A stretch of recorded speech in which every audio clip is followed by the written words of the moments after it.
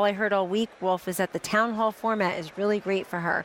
Whereas we know it's our sweet spot because Donald Trump is out there every single day engaging with voters. He loves that.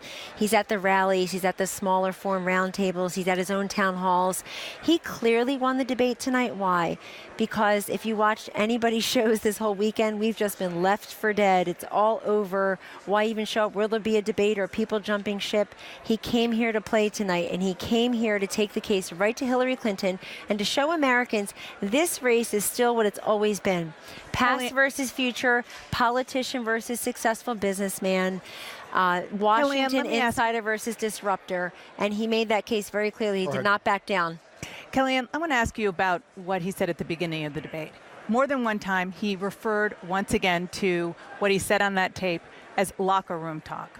You're his campaign manager, the only woman at the head of that campaign. What did you think when you saw and you heard that? Truthfully, what was your reaction? My initial reaction was very close to what Melania Trump said. I was offended, and I think that language is offensive and disgusting, and I'm also very happy that he apologized. I'm glad that he holds himself, accountable, because I look at the full measure of people, what they've said, what they've done, Dana, and how they deal with adversity that comes to them. And Donald Trump is absolutely correct. These are words compared to actions. And he made that very clear tonight, that Hillary Clinton blaming and shaming the women in her husband's lives, that is not somebody who's standing up for women. But the term locker room talk, you had the highest ranking woman in Congress, Republican woman, Kathy McMorris Rodgers, blowing that off and saying, no, this is suggesting sexual assault. And that's a very unfortunate phrase, and people really should stop using that. Why? Because I know him better, and I know better. But it's what he said. He did not say the word sexual assault. No, it's what he implied that he wanted to do. If you want to talk about sexual assault right here in the hall, I know CNN doesn't want to interview them for whatever reason. You give Miss Universe a big platform. But we have in the hall tonight Juanita Broderick and Kathleen Willey and Paula Jones and Kathy Shelton, the 12-year-old rape victim, that 2 years before the rape shield laws were implemented in Arkansas, Hillary Clinton defending her 42-year-old rapist, successfully defending him, getting him a plea bargain. She was able to blame and shame that victim as well, who was 12 years old. So we can talk about sexual assault, but let's have a full conversation about it. And this is just what I know. I have to assess people based on what I see in totem. And this is a man I've been alone with many times who's never been anything but a gracious and gentleman, and elevated me to the top level of his campaign the way he's elevated women in the Trump organization for decades, because he respects women. Well, let me just say that CNN at the time, many, many years ago, did fully litigate. These two gentlemen were actually covering the Clinton White House, fully talk about and report on their stories at the time, because it is very old. And because you brought it up, I just have to say, Kellyanne, how she treated them. Well, no. Well, it was real time. I just have to say, because you brought it up, that your boss himself back in 1998 told Neil Cavuto about these victims. I don't necessarily agree with his victims, talking about Bill Clinton. His victims are terrible. He, meaning Bill Clinton, is a real victim himself. He put himself in that position, and he talked about how unattractive these people are. So in 1998, we're not going to talk about Paula Jones because it's too old, but we'll talk about what Donald Trump said as a private citizen. No, because at that time he was defending Bill Clinton and going after these guys, and now he's changed his. He's gotten to know them since then. We took note of Hillary Clinton's comment on the campaign trail, naturally, but she said all sexual assault victims deserve to be heard and believed.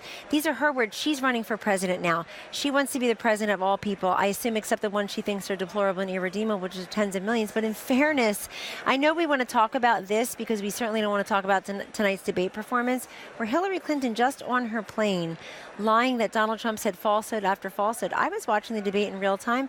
PolitiFact, the fact checker, said that he was right about her wanting to have the 550% increase in Syrian refugees. He's right about her not bringing jobs. Let me ask you another question about the debate tonight. Donald Trump said he had not spoken to his vice presidential running mate, Mike Pence, about Syria, and that he disagreed with him. We're 30 days from the American people voting. Mike Pence will be out there campaigning tomorrow. Is the message to the American people at Mike Pence rallies, don't believe what he says, because we can't be sure if Donald Trump agrees with him? They were talking about two different things as goes Syria. And I just talked to Governor Pence not 10 minutes ago. He says hello.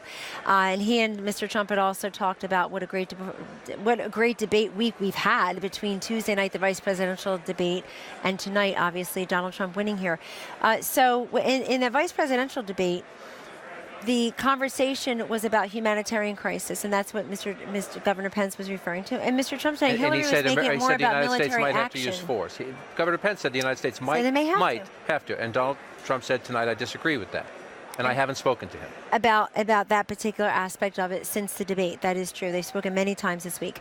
But let me make very clear, on TV today, on your network today, CNN's Jake Tapper took Tim Kaine to account because Tim Kaine couldn't answer a simple question about what his top of the ticket, Hillary Clinton, said or did not say in these emails about having open borders. We know she's for open borders, but the only way we know it now, because she won't admit it, is that we had to see in a series of emails. We did hear something extraordinary from Donald Trump today. He said that if he's elected president, he will ask the Justice Department to name a special prosecutor to go after Hillary Clinton. And then he went one step further and said he would arrest her and lock her up. He would put her in jail. In all of the years, I don't remember a time in American history when one candidate has said of the other candidate, if he wins, the other candidate's going to jail.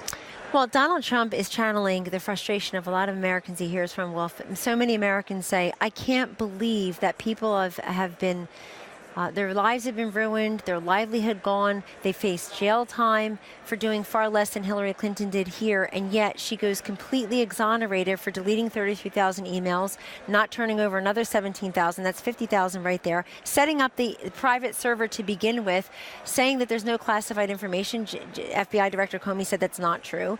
I only had one device, she had many. They took a hammer to them, and the story goes on, and it's an active investigation. In other words, just less than 2 weeks ago, 5 members. The enormity of that statement. I understand he's going to lock up his opponent if he wins. I understand. Well, no, what he said is he wants to appoint a special prosecutor because he feels, and he channels really public will here. He hears all the time. If we don't hear about the disasters of Obamacare and her failure with the Russian reset and in Benghazi, we're always hearing about the emails. And he told America tonight what America has told him. The frustration that there's a different set of rules for this woman, as goes her emails, right, and she imperiled national security. I know you got to run. I'm going to put up on the screen one more time the results of our poll. You're a pollster. You're a professional pollster. You'll see the results. These are people who actually watched the debate, and millions of Americans watched. Who won the debate? 57% said Hillary Clinton won the debate. 34% said Donald Trump won the debate. That's the results of our CNN RSC poll. Kellyanne, thanks very much for joining. I watched a different debate with